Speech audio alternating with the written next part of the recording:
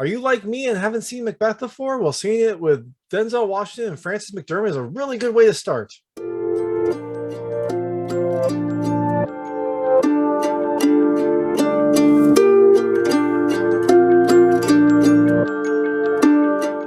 Hey everyone, this is David Stark from Watch Our Pass, and I'm here to tell you about The Tragedy of Macbeth, which is an adaptation of the classic Shakespeare play for the big screen. It is written or adapted by and directed by Joel Coen, and it is really good. It has an all-star cast, including Frances McDormand and Denzel Washington, but it's not just movie stars that are in this. It also has a giant from the theater, Kathryn Hunter, who plays the Weird Sisters. She is phenomenal. Her scene is one of the most amazing scenes I have seen in a movie. It really kind of draws your attention. So I'm going to talk to you a little bit about the film, a few things I liked, a few things I didn't like. There will be some spoilers, but you know, it's Macbeth. You probably already know the story. If you haven't actually seen it, you probably at least know snippets of it from popular culture. So just be warned, there will be some spoilers, but this is an adaptation of the play, so it doesn't really do anything that different from what the play actually does. I mean, it does it in a very stylistic, interesting way, but the story is the story that you know. So, hot take. It's really good. It's a really good adaptation. It has an all-star cast. It has a really great style and cinematography that bring the drama from the play kind of right in your face because now it's on the screen.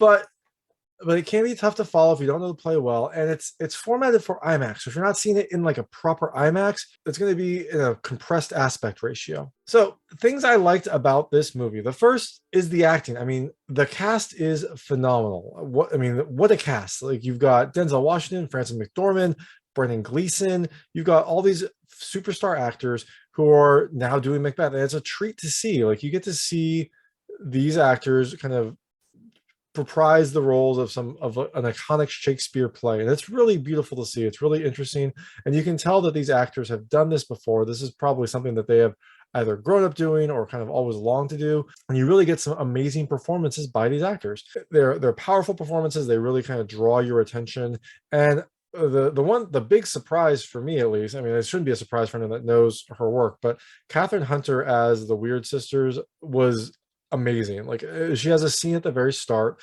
where she's kind of introducing these characters that is out of this world. I mean, she kind of completely transforms her body and her persona. Like her body kind of contorts to make this otherworldly type scene. I mean, it's almost like she looks and sounds and feels like Gollum, except there's no CG. This is just her doing this crazy kind of body contortionist and this thing with her voice. It is something to behold. And I think that was a standout performance, but everyone does a really fantastic job. The second thing I love is the drama, and this is something I think that the play has, but when you're seeing it on the screen, and Scott Cohen talked about this in the Q&A after, like when you're transposing that into a film where you can like get close-ups on people's faces and see their reactions, I think it gives a whole new level of drama, because the play itself has drama and action and a lot of intensity, but when you get to see that up close, when you get to see these actors kind of live the scene up close, I think it adds a new layer to that. And so on the one hand, you are kind of forced to see what is happening because you don't get to kind of see the whole play. But on the other hand, you are highlighting these emotional elements that you might not get to see if you're watching it live. And the last thing I love is the style. And I think the style, the thing that this film does is it uses a lot of elements to really kind of highlight the drama and the power of this play. So some things that kind of emphasize the drama and the power are, it's in black and white. So you're not distracted by a lot. You're really kind of focusing on the characters, and you don't have as much kind of drawing your attention away from the overall performances that you get to see. You also have some amazing cinematography, which highlights specific angles and specific shots to get your focus on the characters and to really highlight the drama that is happening. And then there's also the sound effects. There's some really amazing sound effects, especially when certain instances happen. There's like a couple times when something happens and there's like a knocking sound that is kind of very loud and very powerful, and it really focuses you on what is happening, and it really kind of emphasizes the power of this play.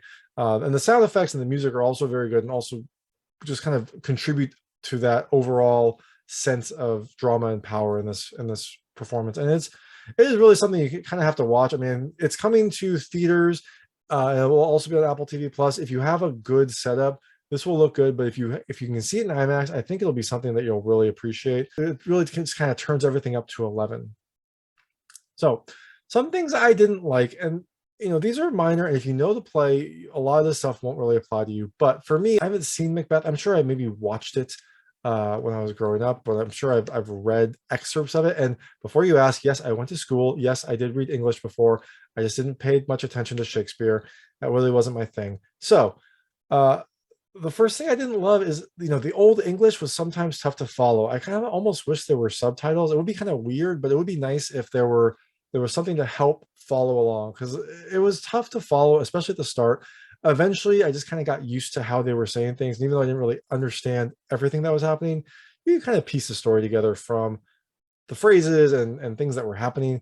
But I never really got comfortable listening to it in like the Shakespearean English. And I know that Shakespeare purists and people that love his writing are going to cry foul. And I agree with you. It would be kind of silly for me to bring this up. But for me, it was tough to follow. And it made it so I didn't really enjoy a lot of the earlier aspects of the story, at least from a storytelling perspective. The second thing I would have really liked is just like a primer to open up. I mean, maybe like a Star Wars scrolling text, or just a few screens at the front to kind of to set the stage. Because again, this goes along with not really understanding what was going on. At the start, I had no idea who the characters were. Like, I didn't know who these characters were, whose son was whose, what the significance of what Macbeth wanted was. And it would have been nice just to have a few screens at the front that had like just a little bit of background, a little bit of who the characters were, just something to kind of give me a heads up. Now, I'm sure this would all be rectified if I watched it again, because now I kind of have a general sense of who the characters are. But on my first time watching, it was tough to follow. And the last thing I didn't love, which again is specific to when I watched it, is this film was shot for IMAX. And so you have a picture that's very large, like it is an IMAX ratio picture. So the problem is, if you don't see it in a true IMAX show, you're going to get black bars on the side like I had. So it looked like a 4:3 aspect ratio. It's not 4:3, but I saw it in a fake IMAX. So it was like a normal size screen with really good sound, but that led to black bars being on the side, because in a real IMAX, if it's like 3 stories tall, you're going to get filling the screen. It's going to look amazing. But for me, it looked like you weren't getting the full picture. And this is also probably going to be something that you notice if you watch it at home. So my recommendation is, if you're going to see it in the theaters, see it in a true IMAX. Try to figure out what is the most IMAX-y kind of showing that you can see, and see it there, because otherwise you're going to get it's going to feel like you're missing something from it. Overall, The Tragedy of Macbeth is a really, really powerful retelling, reimagining of Shakespeare, and it will definitely introduce a whole generation of people to Shakespeare. Maybe people that haven't appreciated it. It has powerful performances, and it's a really amazing adaptation to the screen. And it's coming to theaters and then eventually to Apple TV Plus. So maybe what you can do like I did. You can watch it in theaters your first time, get that overall sense.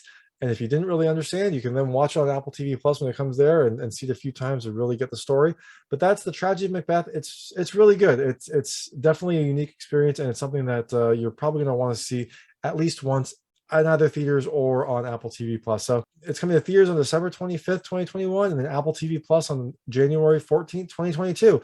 So thanks so much for watching. If you like this review, please like and subscribe to this channel. It helps me out a lot. Make sure all my new content goes straight to you. Thank you.